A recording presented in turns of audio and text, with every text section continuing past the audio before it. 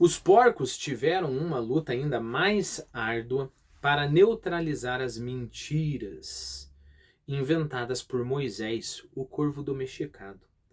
Ele, que era o bicho de estimação favorito do Sr. Jones, era um espião e um leve-trás, mas também tinha uma lábia muito boa. Alegou saber da existência de um misterioso país chamado Montanha de Açúcar, para onde iam todos os animais quando morriam.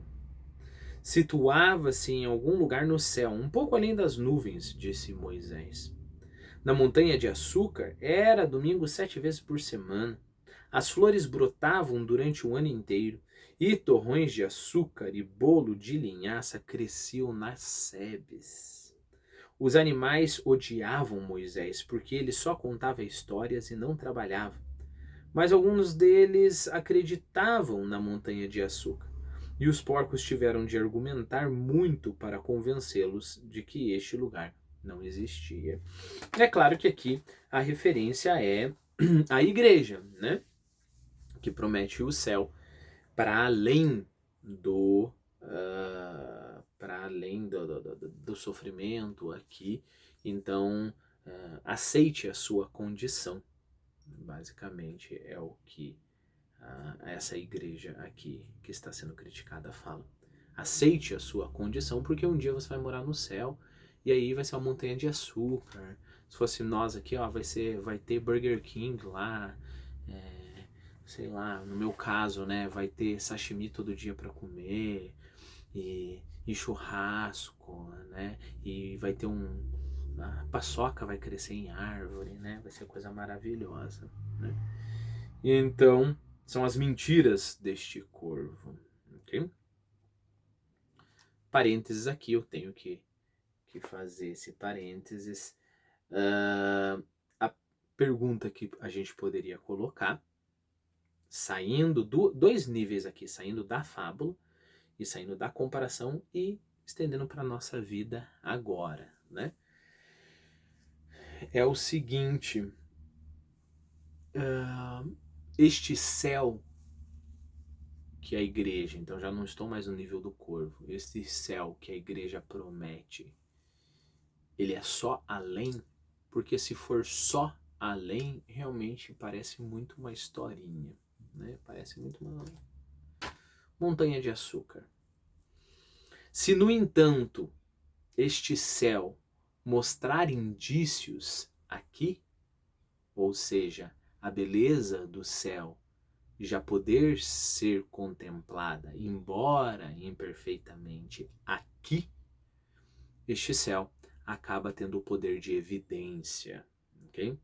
De modo que, se a pessoa quiser, não é o aconselhável, se a pessoa quiser pode até imaginar, não tem céu nenhum, vamos só imaginar as palavras, né, da religião aqui nesta terra, né? Se você coloca a religião à prova e ela passa neste teste, então você sabe que não é uma mera historinha de uma montanha de açúcar, de uma árvore de paçoca para mim. Se o prazer, felicidade do céu, ela pode ser experienciado aqui, se a verdade do céu, ela já se mostra forte e sobrepujando as outras verdades aqui, isso significa que não é mera historinha. Se tudo aqui é feio, tudo aqui é só aceitação de sofrimento, né? Sem beleza alguma, e tudo se coloca na conta do céu, não, mas lá no céu vai ser tudo muito bom. Então, realmente é só uma historinha. Então, é claro que essa discussão teria que se estender, né? Se você ficou curioso, me coloca ali nos comentários. Eu vou tentar gravar um vídeo aí, a gente separa esse vídeo, porque eu já tô saindo demais do âmbito da história. Então voltemos para o âmbito da crítica religiosa à religião, né? Que o George Orwell faz. Então descemos um nível, né? Para dentro, mergulhamos mais.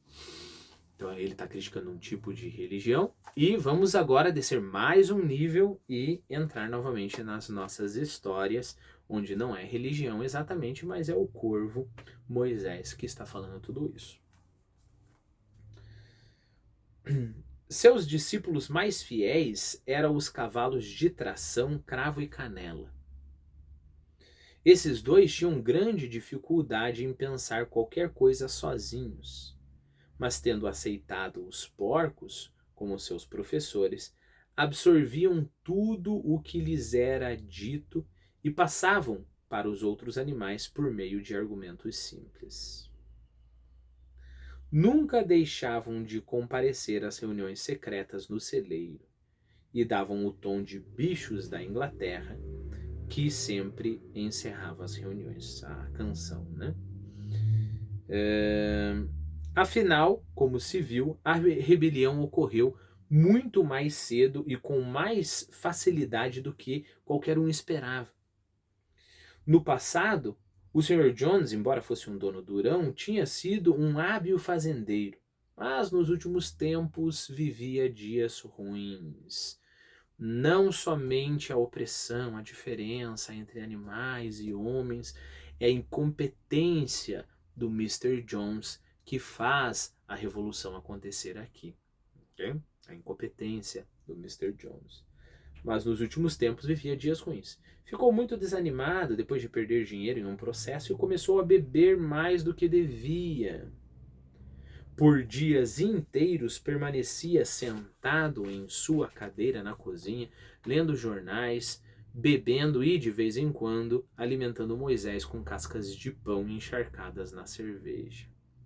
Seus homens eram preguiçosos e desonestos.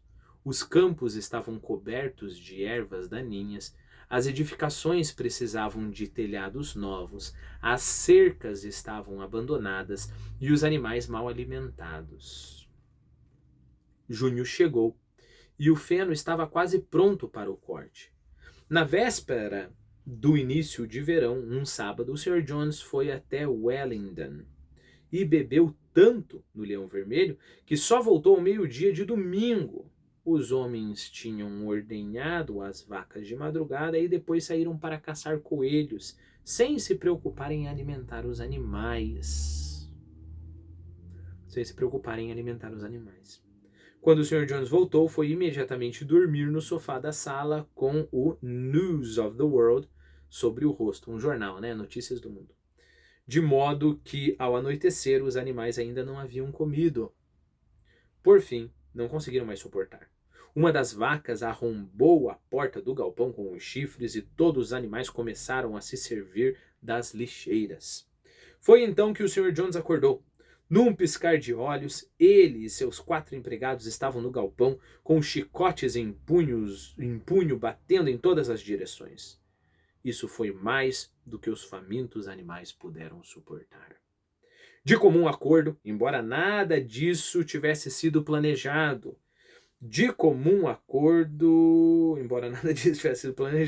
lançaram-se sobre os algozes. Jones e seus homens de repente se viram sendo golpeados e escoiceados de todos os lados. A situação estava totalmente fora de controle. Jamais haviam visto os animais se comportarem dessa maneira, e a súbita revolta das criaturas que eles estavam acostumados a espancar e maltratar, como queriam, os deixou apavorados. Depois de um breve momento, desistiram de tentar se defender e deram no pé. No minuto seguinte, todos os 5 corriam pela trilha das carroças rumo à estrada principal, com os animais a persegui-los triunfantes. E aqui a revolução aconteceu, né? É interessante a gente pensar na seguinte questão. O que teria acontecido se o Mr. Jones não tivesse esquecido de alimentar os animais? Né? O que teria acontecido se o Mr. Jones não tivesse esquecido de alimentar os animais? E mais ainda, o que teria acontecido se não só o Mr. Jones não tivesse esquecido nessa situação específica de alimentar os animais, mas se ele voltasse nos trilhos, começasse a tratar os animais bem, alimentá-los, embora toda a estrutura ali continuasse a mesma. Na primeira hipótese, no mínimo a revolução seria adiada. Deus sabe para quando. Na segunda hipótese, talvez a revolução nunca mais aconteça. Saindo do primeiro âmbito, o âmbito da fábula, indo para o âmbito o âmbito do mundo, né, do George Orwell e dessa crítica ao comunismo, é isso que se deu conta Gramsci, né? Quando ele viu que os trabalhadores, em vez de juntar-se e lutarem contra o opressor, que é o seu patrão, em países mais desenvolvidos estavam cada vez mais satisfeitos, cada vez mais acomodados, e a revolução não aconteceria. Não aconteceria, porque quanto mais a indústria prosperava, mais os patrões se tocavam que é melhor você tratar bem um funcionário, independente se você gosta ou não gosta do funcionário, mas o funcionário rende mais, né? Tem o gasto com treinamento, se o funcionário sai, produtividade, etc, etc, etc, né? E cada vez mais os patrões estavam se dando conta disso e cada vez mais os empregados estavam não sei se inteiramente satisfeitos, mas no mínimo acomodados. Então, qual que é o novo plano? Aqui nós já saímos do âmbito do nosso livro. O novo plano é fazer uma revolução cultural. O novo plano é destruir as bases da civilização capitalista, que é a sua cultura, né? E aí a gente vai para toda uma guerra cultural que foge do escopo do nosso livro.